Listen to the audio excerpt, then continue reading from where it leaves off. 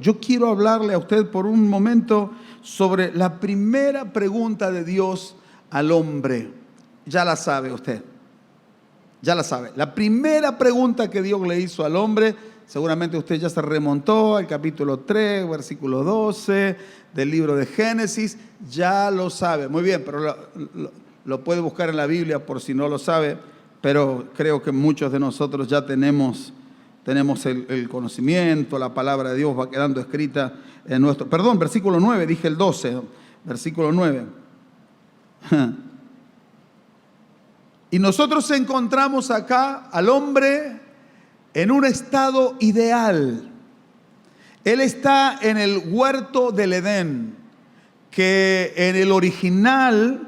Nosotros utilizamos, el significado es paraíso, pero en realidad en el original la palabra es delicia.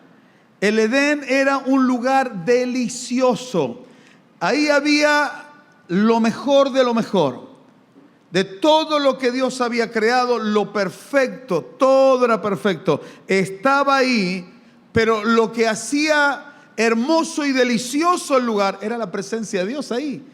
Dice la Biblia que Dios estaba en el huerto del Edén y se paseaba en el aire del día y compartía con el hombre la jornada. Hablaba con Adán, dialogaban, tenían comunión. Diga conmigo, comunión. Y nosotros también podemos tener comunión con el Señor ahora. Gracias a la obra de Jesús podemos tener comunión con Dios. Pero ahí lo encontramos al hombre en un estado ideal, donde todo es bueno. Qué lindo ese estado, ¿no? Todo es una delicia. Y no se refiere a comidas. Porque algunos dicen una delicia y ya se está imaginando cosas dulces, algún postre. Los que le gustan los salados están imaginándose el lechón que comió. No. Acá está hablando de todo. No de comida, sino de todo, del lugar donde el alma estaba completa, el espíritu estaba vivificado y lleno, el cuerpo estaba realizado y sano, el hombre estaba completo en el lugar donde Dios lo puso en comunión con Dios. Y Dios le dijo al hombre que podía comer de todos los frutos del árbol que había ahí en el huerto del Edén, pero del fruto del árbol que está en medio del huerto, de ese árbol, de ese fruto, no coman, porque el día que coman van a morir, les dijo Dios. Y efectivamente eso era lo que iba a suceder. Así que Dios puso una prohibición. Y muchos de nosotros a veces planteamos, ¿por qué no lo sacó al árbol de la ciencia del bien y del mal? Para que el hombre no pecara. ¿Por qué no lo sacó? Justamente Dios no lo sacó para que el hombre escogiera. Diga conmigo, escoger. Somos responsables, únicos responsables de nuestro estado espiritual. Yo soy el único responsable de mi crecimiento. Usted es el único responsable de su crecimiento. Yo estoy donde yo decidí estar. Y cada uno está donde decide estar. Si decide estar con Dios, está con Dios. Si no decide estar con Dios, no está con Dios. Yo le invito a que usted decida estar con Dios. No intelectualmente, sino espiritualmente. No físicamente cerca del Señor, en la casa del Señor, porque a veces nosotros podemos llegar a entender, malinterpretar, que el hecho de estar físicamente en la casa de Dios, estamos más cerca de Dios. Y a veces eso no tiene absolutamente nada que ver. Usted bien sabe que muchas veces usted y yo solemos venir o hemos venido a la casa de Dios, estamos de cuerpo presentes porque se nos hizo una costumbre, una rutina, pero nuestra cabeza y nuestro corazón y nuestro espíritu no están acá. ¿Cuántas veces nos hemos encontrado, dígame usted si no es así, leyendo la palabra de Dios? A mí me ha solido pasar muchas veces y leemos un capítulo de la Biblia y leemos 2 capítulos y no sabemos qué leemos. porque nuestra mente no está ahí. Así como nos sucede en el culto, no está nuestro corazón acá, a veces está en otro lado. ¿A cuántos les ha pasado lo que estoy diciendo? Capaz que soy el único y tendría que predicarme solamente a mí. ¿A cuántos les ha pasado eso? No suele pasar eso, pero entonces yo tengo que decidir. Entonces, cuando yo me encuentro que he leído un capítulo de la Biblia y llego al final, y mi cabeza ha estado desvariando en los pensamientos, digo, ¿qué pasó? ¿Cuál fue la riqueza? ¿Cuál fue la enseñanza? No la recuerdo, no lo retuve. Vuelvo otra vez a leer. Y créame que a veces he tenido que leer hasta 3 veces el mismo capítulo porque mi cabeza me traiciona. No es mi cabeza, los pensamientos andan por otro lado, pero yo necesito la palabra de Dios.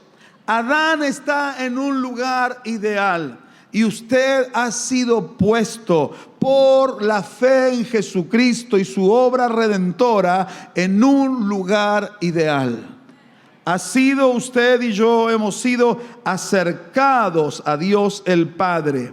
Antes, dice la Biblia, éramos enemigos de Dios, ahora somos amigos por medio de Jesucristo, de la fe en Jesucristo. Antes estábamos perdidos, ahora hemos sido encontrados. Antes no solo éramos enemigos, sino que éramos hijos de ira, ahora somos hijos de Dios. La cosa cambió cuando usted creyó, puso su fe en la obra del Señor Jesús y Él lo reconcilió a usted con Dios el Padre. Entonces ahora nuestra posición cambió.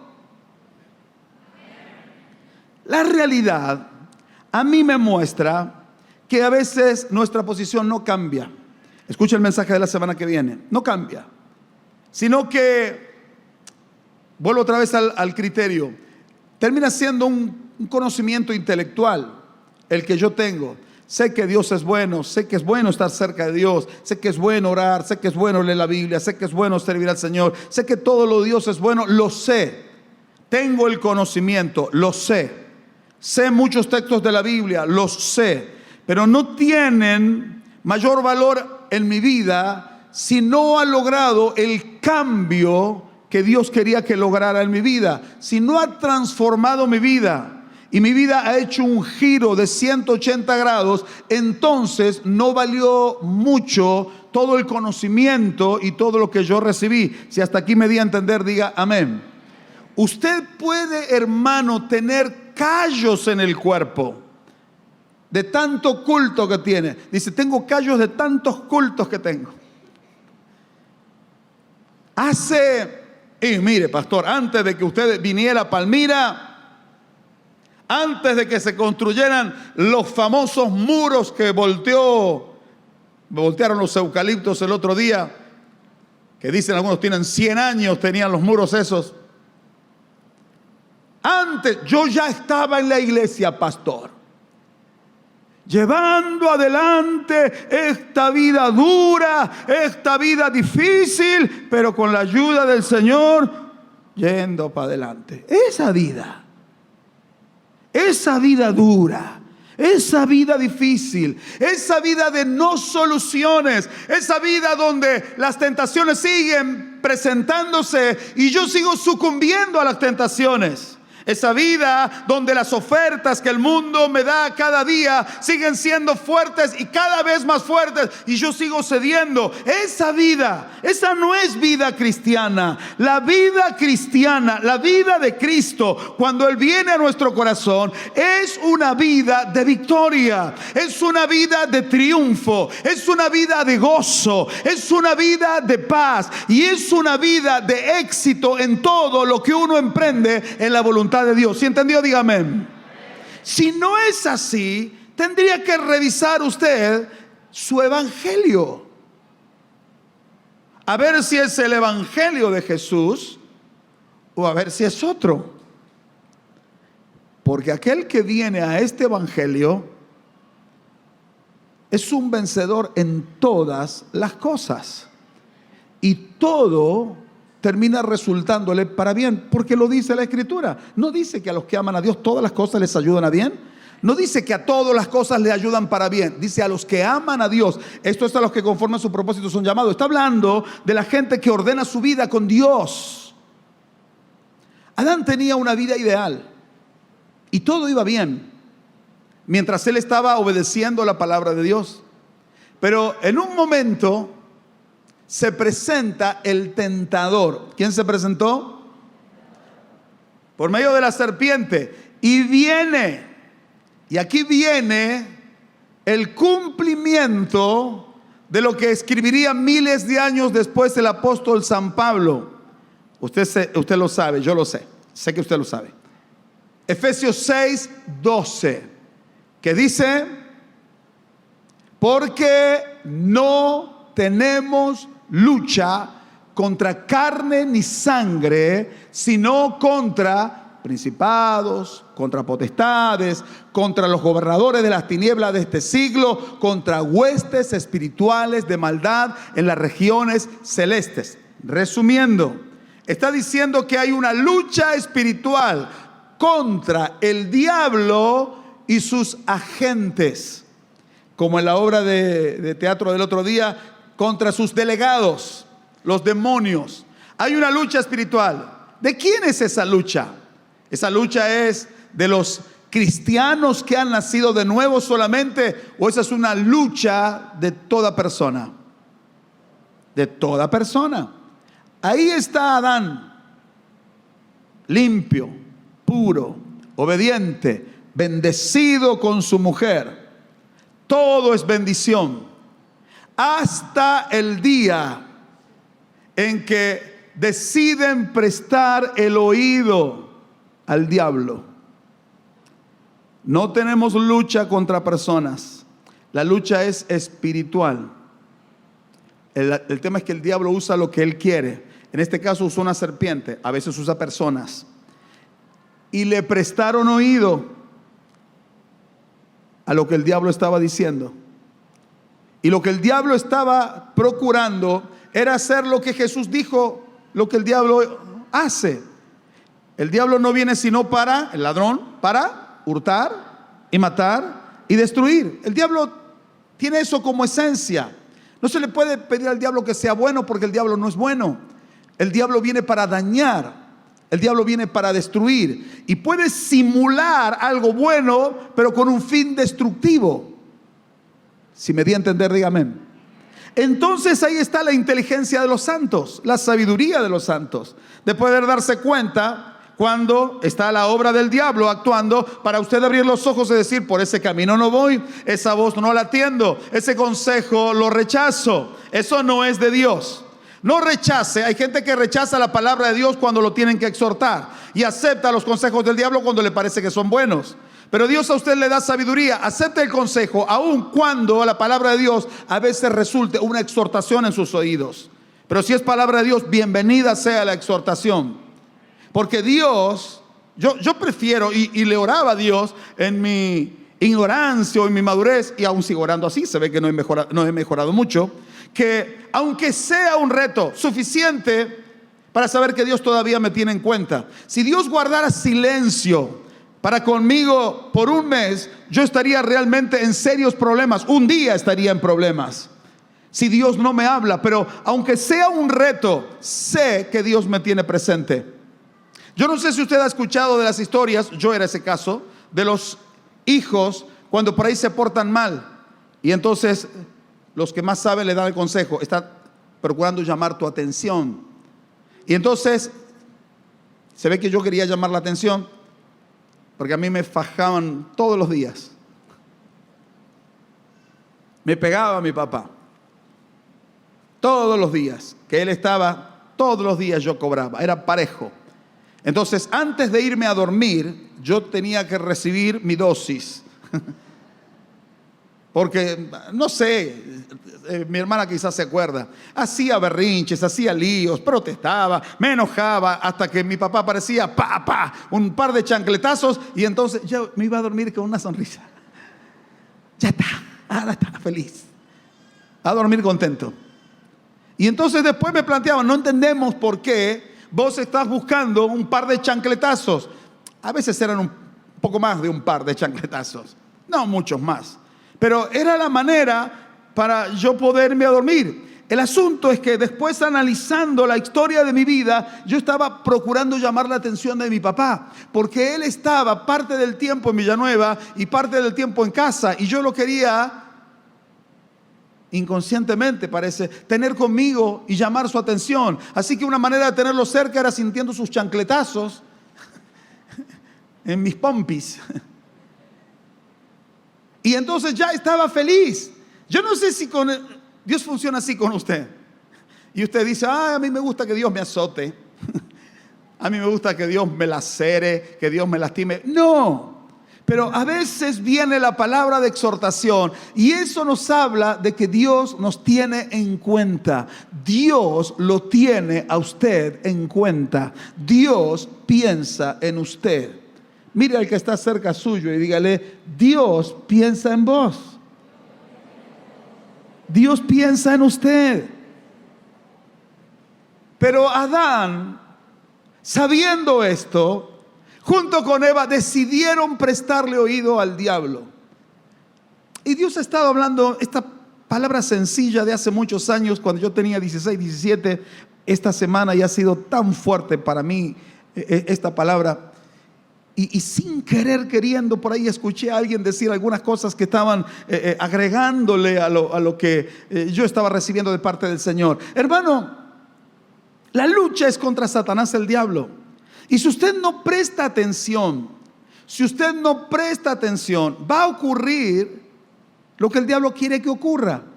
Que personas buenas le dan lugar al diablo y terminan siendo personas malas. Que personas santas, que en lugar de seguir escuchando a Dios, le dan lugar al diablo y terminan siendo personas pecadoras. Que personas salvas por la gracia y el amor de Cristo le prestan el oído a las maquinaciones del diablo, a las argumentaciones del diablo, y terminan siendo personas que caen en condenación.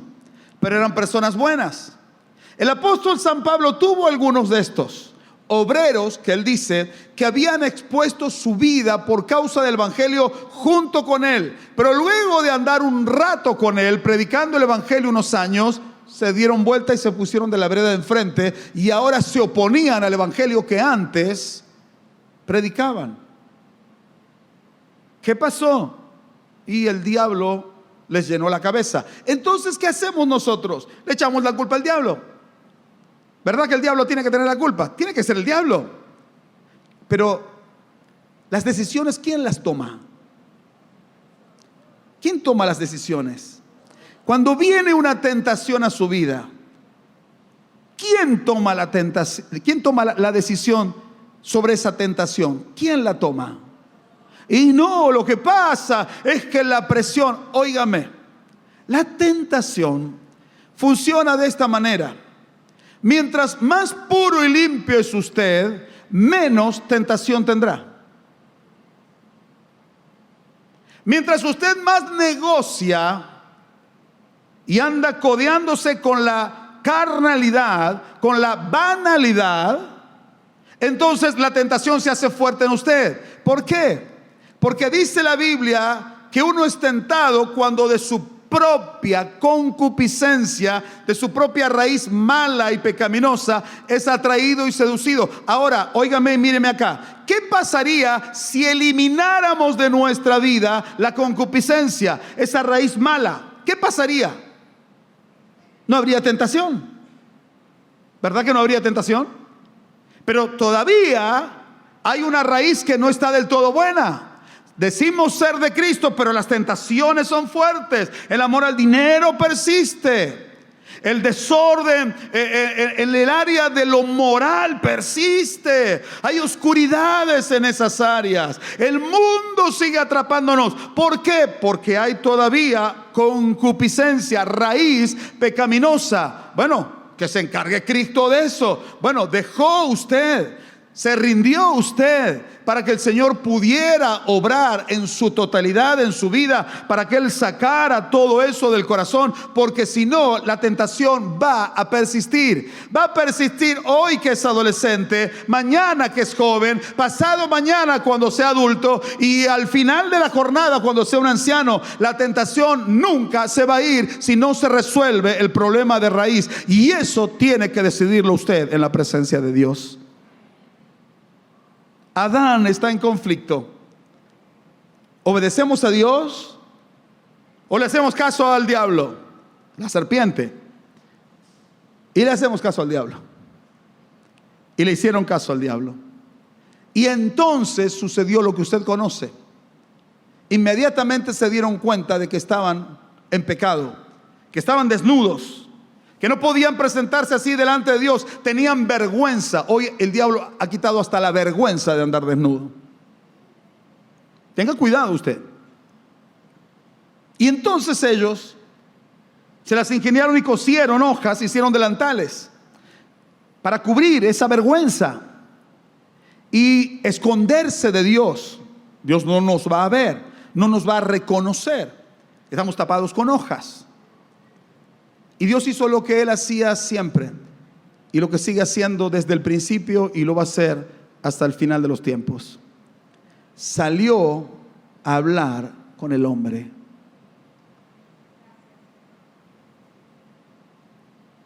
¿Sabe cómo se llama eso? Misericordia, de la cual muchos abusan y terminan desmereciéndola. Pero Dios salió a buscarlo. Y ya entiendo yo, por lo que sugiere el texto, había un lugar donde Adán y Dios se encontraban todos los días. Había un lugar. Y resulta que Dios ahora no encuentra a Adán en ese lugar. Y no es que Dios no supiera, porque Dios sabe absolutamente todo. Él no ve cuerpos de personas, Él conoce el interior de cada persona. Y Él sabía dónde estaba Adán y lo que Adán había hecho. Solo quería que Adán se identificara. Entonces Dios pregunta: ¿dónde estás tú? Y entonces Adán responde por allá, que se había escondido porque tenía miedo. Luego se entabla un diálogo que no voy a hablar sobre eso. Pero quiero detenerme en esa pregunta: ¿dónde estás tú? ¿Dónde estaba Adán? Estaba escondido, estaba huyendo, estaba cubierto de hojas. Los pretextos, los pecados, las excusas, póngale el nombre que usted quiera. Pero a mí me hace ver en esta imagen al diablo haciendo su trabajo inteligentemente, y al hombre neciamente accediendo al trabajo inteligente del diablo. Trabajo de inteligencia. Después usted busque en su Biblia, libro de Éxodo, capítulo 5, 6, capítulo 4 también. Nosotros encontramos allí al pueblo de Israel, el pueblo de Dios, en una situación de desgracia. Diga conmigo: situación de desgracia. ¿Cuál era la situación de desgracia? Estaban esclavos. Y los conocedores de la Biblia me dirán a mí: bueno, pastor, era cumplimiento de la palabra de Dios cuando Dios le habló a Abraham y le dijo: ten por cierto que tu descendencia morará en tierra ajena y serán esclavos allí 400 años, pero a esa nación yo la juzgaré y luego saldrán con gran riqueza. Usted conoce el texto bíblico, es lo que yo acabo de citar. Ahora, ¿no se puso usted nunca a pensar si era plan perfecto de Dios hacer que sus hijos quedaran esclavos? ¿O Dios sabía que sus hijos iban a quedar esclavos por cabeza dura? Cuando Israel fue cautivo a Babilonia, ¿por qué eso era el plan de Dios? ¿Que sus hijos fueran cautivos? ¿O es la consecuencia de malas decisiones y llegaron a estar cautivos? Dios sabía que iban a quedar cautivos y de hecho quedaron cautivos. Pero no es que Dios diseñó todo: ahora todos van a ir cautivos porque este es mi plan, que todos sufran. Después yo los liberto. No, van a quedar cautivos por las malas decisiones que ustedes toman. Pero si ustedes toman decisiones buenas, no tienen por qué ir cautivos. Dios les manda por la palabra. El que mira la palabra y vive por esta palabra, entonces le va a ir bien. Y los llama a la vida. Obedezcan y sigan la vida. Les ofrezco la vida, también pongo delante la muerte. Y Dios les dice, pero les ruego que escojan la vida. ¿Y qué hace el pueblo de Dios? Escogen la muerte. Lo mismo pasa en Egipto. Ellos van a Egipto por causa de hambre. Y entonces en Egipto Dios los visita. Está en el primer tiempo con José. Usted conoce la historia. Y él es el gobernador de Egipto. El gran hombre de Dios enviado a Egipto para salvar a miles y millones de personas. El pueblo de Dios crece, pasa la época del hambre y ellos debieran regresar a la tierra que Dios les había prometido a Abraham, a Isaac y a Jacob, que era la tierra de Canaán. Pero a ellos les gustó Egipto. ¿Por qué? Lo dijeron más adelante. Porque en Egipto había pescado, había cebollas, había pepinos, había melones. Está diciendo, hay abundancia. Acá estamos bien. Acá nos sentimos a gusto. Entonces nos quedamos acá, pero sin darse cuenta de que estaban desobedeciendo a la voz de Dios, porque Él les entregaba otra tierra, pero ellos se quisieron quedar acá. Hay un mejor lugar de Dios que el lugar donde usted está hoy. Hay un mejor lugar. Pase al lugar de Dios. Ellos se quedan acá y luego terminan siendo esclavos. ¿Cómo quedaron esclavos? No nos dimos cuenta. Y pasó. ¿Cómo quedó Lot en Sodoma y Gomorra? Sin nada. Y si se hubiera ido antes de Sodoma y Gomorra, se quedaba con todo. Pero le gustó la plata, le gustó el mundo, le gustó la fama, le gustó la popularidad, le gustó la onda. A Israel le pasa exactamente lo mismo. Ellos se quedan en Egipto porque a ellos les gustó Egipto y no se quisieron ir de ahí cuando era el tiempo de irse. Entonces quedan esclavos en Egipto. Y Dios en su misericordia viene y los visita por medio de Moisés. Les levanta un Salvador como Dios nos levantó a nosotros, a Jesucristo. Y viene el hombre de Dios y les da las palabras de Dios. Vamos a salir de acá. Vamos a salir de la esclavitud. El tiempo de la esclavitud ha terminado para ustedes. ¿Cuántos dicen amén? Y el pueblo se pone contento. Es tiempo de salir de la esclavitud. Cuando Faraón los escucha, que ellos están contentos, comienza a oprimirlos más que antes. Los hace trabajar más que antes. Entonces ahora, en lugar de prestar atención a la propuesta de libertad de Dios por medio de Moisés, están prestando atención a que estamos cansados, estamos fastidiosos, estamos agotados, nos están arruinando la vida. Hay una opresión en impuestos sobre nosotros que es muy alta y ya no la podemos soportar. El diablo los distrae y hace que ellos, en lugar de escuchar la voz de Dios, se enojen contra Moisés y lo culpen a Moisés de que las cosas van mal. Siempre el diablo está ahí en el medio. No tenemos lucha sino contra Satanás, el diablo y sus agentes. La lucha es espiritual. La lucha era espiritual. Israel no lo entendía y ellos culpaban al que les llevaba la palabra. Esto es como culpar al médico por decir: usted tiene una enfermedad grave. Entonces, ¿por qué me dice tal cosa? ¿Cómo se atreve? ¿Quién es usted? ¿Por qué quiere infundirle temor a mi esposa? Tenga cuidadito. Y solo está diciéndole la verdad para poder medicarle y probablemente solucionar un problema que puede llevarle a la muerte. Pero yo lo voy a culpar al médico por decirme la verdad. Ellos están culpando a Moisés y a Aarón por decirles la verdad. Pero ellos no han puesto sus ojos en Dios. Ellos siguen con sus ojos puestos en las amenazas de Faraón, que en este caso Faraón representa a Satanás, el diablo. Escuchamos más las voces del diablo, las intimidaciones del diablo, las argumentaciones del diablo, que es lo que Dios dice. Entonces dejamos de mirar a Dios, dejamos de creer en Dios. Ellos dejaron de creer en Dios y Moisés los alentaba, pero ellos los querían ahora hacer justicia con Moisés y con Aarón. Ustedes nos han hecho aborrecibles a Faraón. Antes nos hacía trabajar como esclavos, pero ahora nos hace trabajar el doble. Antes me tenía esclavo con una cadena, ahora me tiene con dos. Pero sin embargo seguía siendo esclavo, porque no creían en la palabra de Dios, que Él les daría libertad. Lo mejor está con Dios. Y esa historia se ha seguido repitiendo a lo largo de los años. Israel está esclavo porque ellos deciden estar esclavos. Cuando ellos deciden creerle a Dios, entonces ellos dejan de estar esclavos.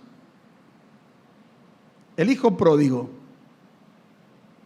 era un hijo como el mayor. El menor valían tanto para el padre uno como el otro.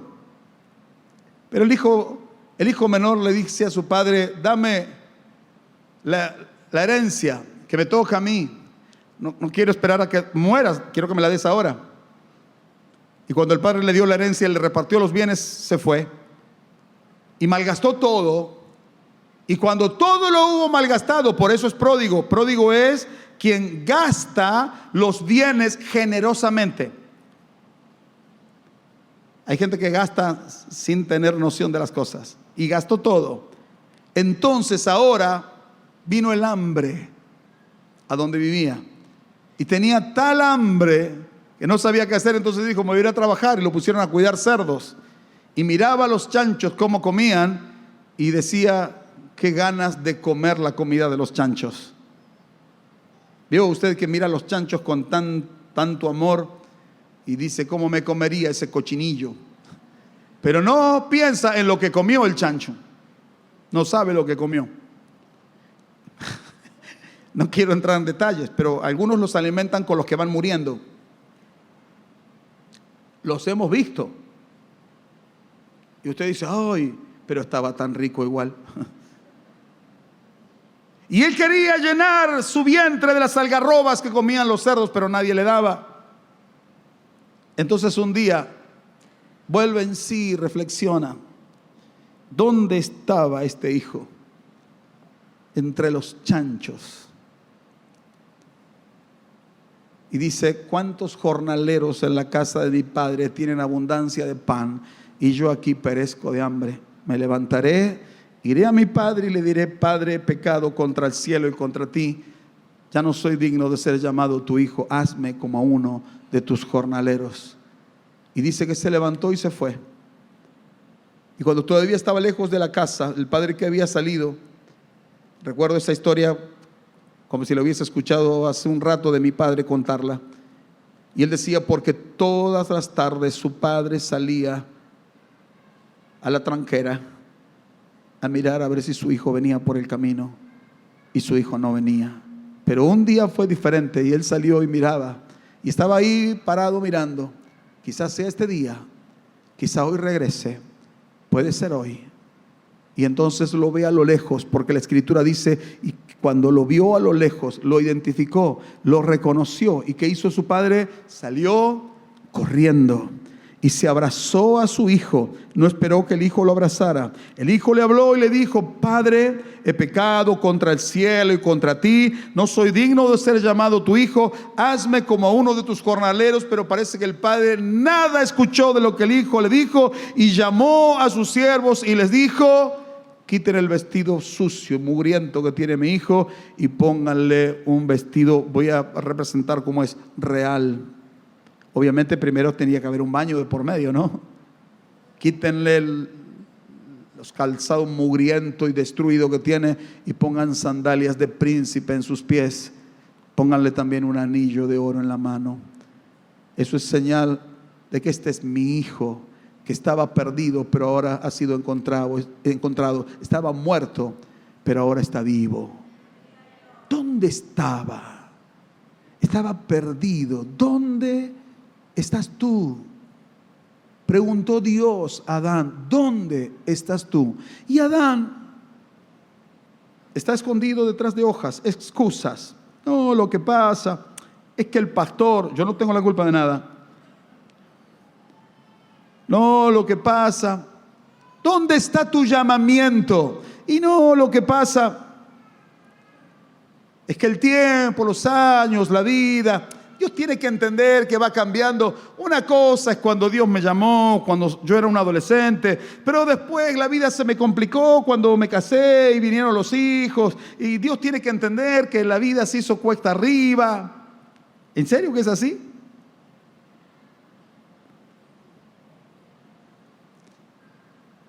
Argumentaciones. ¿Dónde está Israel? Esclavo. Esclavo. Fueron seducidos por las riquezas de Egipto, como si algo de eso se fueran a llevar el día que tuvieran que morir. Pero cómo brilla la plata, cómo atrapa el querer tener, a menos que sea para la obra de Dios. Usted lo dé para la obra de Dios. ¿Dónde estaba el hijo pródigo? Y el hijo pródigo estaba en un chiquero. Había quedado flaco, desnutrido, pobre de Dios, carente de padre espiritual, metido en la cochinada de la pornografía, en la inmundicia de la inmoralidad, de los vicios, del alcohol, de la droga. Ahí está revolcándose con los chanchos, queriendo comer lo que comen los chanchos, pero él no es chancho, él es ser humano. Él tiene un padre que lo espera, un padre que ora, un padre que llora, un padre que se levanta temprano y clama a Dios delante de él, pero él no lo sabe. Él está queriendo llenarse de la comida de los chanchos, pero no tiene alma de chancho. Tiene un espíritu que Dios ha puesto dentro de él, pero él no lo está pudiendo ver claramente hasta que un día reflexiona y dice: si otros que están cerca de mi padre están completos, yo que soy hijo no puedo estar completo. No voy a exigirle absolutamente nada porque no merezco nada, porque nadie merece absolutamente nada. ¿Qué es lo que merecemos nosotros? La muerte, porque la paga del pecado es muerte. Y todos hemos pecado, así que no diga yo me merezco, no se merece nada. Y la gracia, tampoco nos merecemos la gracia. Por eso es por gracia. No es por obra nuestra, es por su gracia. Es amor inmerecido. Se manifestó hacia nosotros por medio de Cristo. ¿Cómo siendo qué? Siendo pecadores. Siendo pecadores, Cristo murió por nosotros. Nos buscó y hoy nos busca. Yo estaba sentado ahí donde está esta señorita, en mi iglesia, entre los 16 y 17 años, una noche de jueves. Mi pastor está predicando, mi padre. Yo tocaba la guitarra, o bueno, lo que se podía hacer en ese tiempo. Obviamente hoy se tocan con muchas más notas, muchos más acordes. Antes lo hacíamos con tres tonos. El coro complicado llevaba cuatro acordes. Eso era complicado. Normalmente eran 3. Así que ahí estaba yo, mi mamá estaba acá donde está la hermana. Así que ella me miraba, yo la miraba, ella me iba cantando las notas y yo tocaba. Había aprendido a tocar lo que pude tocar nada más, no aprendí mucho más que eso. Y ahí estaba. Y el hombre de Dios está predicando. Y él está hablando. Y él ha tomado este texto de la Escritura. Y él pregunta con vehemencia: ¿dónde estás tú? Y entonces a mí me sorprendió. Y yo, ¿dónde estoy yo? Y estoy en la iglesia, pensé. Estoy en la casa del Señor. Estoy en la familia del pastor. Estoy tocando la guitarra. Inmediatamente dijo: hay algunos que están aquí que se esconden detrás de una guitarra. Y yo, ¡epa! Si el único que tenía guitarra era yo. O detrás de un instrumento. Bueno, descomprimamos. Pero el hombre está diciendo algo de parte de Dios a mi corazón. ¿Sabe por qué? Porque Dios había empezado a manifestarse a mi vida a partir de los 12 años. No es porque yo era mejor que alguien, o porque yo tuviese algo especial, o porque yo no fuera pecador. Mentira. Yo fui el más pecador de todos, más que todos ustedes juntos probablemente. Pero la gracia de Dios me alcanzó. Yo me avergüenzo de mi pasado, claro que sí, me avergüenzo. Hay cosas que no quisiera ni recordarlas nunca en la vida, pero ahí están, como un recordatorio para que no me olvide de dónde el Señor me sacó y de qué soy capaz sin el Señor. Entonces, yo estoy ahí y yo pienso y digo, yo estoy sirviendo al Señor. Salgo a repartir folletos de vez en cuando, voy al hospital a orar por los enfermos de vez en cuando. De vez en cuando voy a predicar cuando me mandan a algún anexo de esos que nadie quiere visitar. Yo estoy dispuesto y voy de vez en cuando. O sea, de vez en cuando toco la guitarra, de vez en cuando canto alguna canción especial, de vez en cuando. Pero había dentro mío algo que el Espíritu de Dios venía hablándome desde temprano y sin cesar, haciéndome saber que Él tenía otros propósitos con mi vida. Y ahora me hace entender que yo estoy dando vueltas alrededor de la mesa sin disfrutar de lo que Dios quería, sin ponerme en serio con lo que Dios quería. Y Dios me estaba llamando al evangelismo, a la campaña, al orar por los enfermos, al echar fuera demonios. Pero yo estoy tocando la guitarra nada más. Puede tocar la guitarra, puede repartir folletos, pero tiene que hacerlo otro. Yo soy el hombre, el adolescente que está escondido, a quien Dios en su misericordia le revela al pastor para que hable y diga: ¿dónde estás tú? Hay algunos que están escondidos detrás de una guitarra. Y yo dije: no cabe dudas que el escondido soy yo. Entonces, desde ese día, decidí que no puedo esconderme más, que no quiero esconderme más, que quiero que mi vida transite en el plan perfecto de Dios, en su voluntad. Por eso, a partir de ese momento hasta el día de hoy, he orado con lágrimas, me he tirado al piso llorando a Dios por su voluntad, que es lo único que quiero. ¿Quiere usted la voluntad de Dios? Llora por esa voluntad, le clama a Dios por esa voluntad, se desespera y se vuelve loco al punto que le duele la cabeza cuando usted no sabe la voluntad de Dios. Si no ha llegado a ese punto, probablemente es porque todavía no está deseando con todo su corazón la voluntad de Dios. Y lo único que puede traer delicia y saciedad al alma es el Edén de la voluntad de Dios. Entonces yo respondí: ¿dónde estás tú? Y yo respondí: yo estoy escondido detrás de esta guitarra. Yo estoy escondido. ¿Y usted dónde está? ¿Dónde está usted? Dentro del plan y el propósito eterno de Dios para su vida, ¿dónde está usted? ¿Quiere cerrar sus ojos un momento, por favor?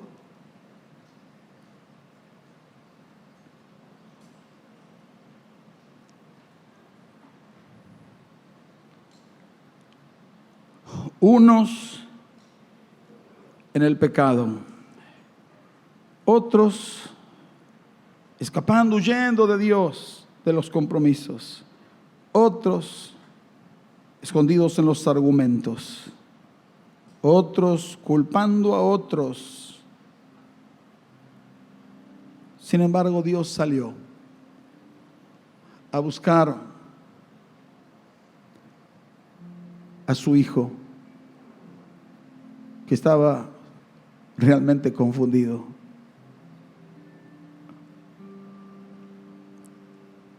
Pienso que la voz de Dios en el huerto debe haber quebrado el alma del hombre, como el día en que yo escuché su voz. ¿Dónde estás tú? Y Señor, no me puedo esconder. No estoy haciendo lo que me estás pidiendo en realidad, pero estoy orando todos los días. Me levanto temprano para leer la Biblia. Hago mi mejor esfuerzo para ser un buen hijo, obediente a los padres, para ser un buen cristiano dentro de todo. Pero la realidad es que Dios estaba pidiendo más que eso. Porque Dios me había hecho saber que había algo más. Y solo en esa completa voluntad yo podría estar realizado. Hermano, ¿y dónde estás tú? ¿Dónde, discúlpeme mi osadía para tutearle a usted, dónde te encuentra esta palabra? Yo entiendo que esta palabra es para muchos, por no decir para todos. Adán podría haber seguido escondido entre las hojas. ¿Cuánto piensas que te van a durar esas excusas, esas hojas? Ahora yo te pregunto, cuando llegues a la presencia de Dios y tengas que estar de pie delante de Él, ¿qué pasará con tus hojas y tus excusas? ¿Piensas que podrás mantener tus argumentaciones? ¿Cuáles son los pecados que te alejan de Dios, que no te dejan ser un hombre libre, una mujer libre? ¿Dónde estás? Hay algunos viejos cariñosamente que están metidos en tantas amarguras debido a las críticas, al buscar perfección en los demás cuando no la tenían ellos, y se vuelven viejos y están amargados y están con los dolores y están con las amarguras del alma. ¿Qué cree que la palabra es para algunos? ¿Dónde estás tú? Puedes ser cariñosamente un viejo que está viviendo en sus años de delicia o quizá en años de amargura. Adán salió de entre los arbustos. ¿Va a salir usted y se va a identificar en esta mañana? Señor, acá estoy. No me puedo esconder más. Usted sabe lo que tiene que hacer. El altar está abierto desde que el culto empezó.